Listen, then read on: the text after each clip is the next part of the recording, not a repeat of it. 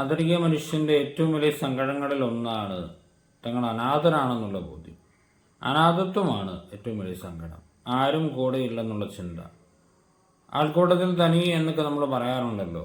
ഒരുപാട് പേര് ചുറ്റുമുണ്ട്, പക്ഷേ ആത്യന്തികമായിട്ട് ആരുമില്ലാത്ത ഒരവസ്ഥ, ഒരൊറ്റപ്പെടൽ അനുഭവിക്കുന്ന ഒരുപാട് പേര് നമുക്കിടയിലുണ്ട്. അവർക്കുള്ള ഒരു നല്ലൊരു സന്ദേശം യോഹന്നാന്റെ സുവിശേഷം 14-ാം അധ്യായം 18-ാം വാക്യം ആണ്.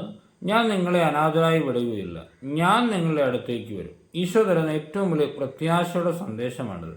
ആരൊക്കെ നമ്മളെ ഉപേക്ഷിച്ചാലും കർത്താവ് നമ്മളെ ഉപേക്ഷിക്കത്തില്ല. അവൻ ഒരിക്കലും നമ്മളെ അനാഥരാക്കില്ല. അവന് നമ്മളെ പറ്റി ശ്രദ്ധയുണ്ട്. ഇങ്ങനെ ഒരു വാക്ക് നമ്മൾ പറയാറുണ്ടല്ലോ, അവസാനത്തെ സ്നേഹിതനം പടിയിറങ്ങുമ്പോൾ എന്നേക്കുമായി അടുത്തേക്ക് വരുന്ന സ്നേഹിതന്റെ പേരാണ് ക്രിസ്തു. അതുകൊണ്ട് ആ സ്നേഹിതനിൽ നമുക്ക് വിശ്വസിക്കാം. ആ തമ്പുരാൻ നമ്മുടെ കൂടെ എപ്പോഴും ഉണ്ടായിരിക്കും. ഏതൊരു സാഹചര്യത്തിലും ഈശോ നമ്മുടെ കൂടെ ഉണ്ടായിരിക്കും. ഒറ്റപ്പെടലുകളിലും സങ്കടങ്ങളിലും നമുക്ക് അവൻ്റെ മാറിൽ അഭയം തേടാം. അവിടെ നമുക്കൊരാശ്വാസം ഉണ്ടാവും. നമ്മുടെ കർത്താവിശ്വമിശിഹായുടെ കൃപയും പിതാവായ ദൈവത്തിൻ്റെ സ്നേഹവും പരിശുദ്ധാത്മാവിന്റെ സഹവാസവും നമ്മെല്ലാവരുടെയും കൂടെ ഉണ്ടായിരിക്കട്ടെ, ഇപ്പോഴും എപ്പോഴും എന്നേക്കും.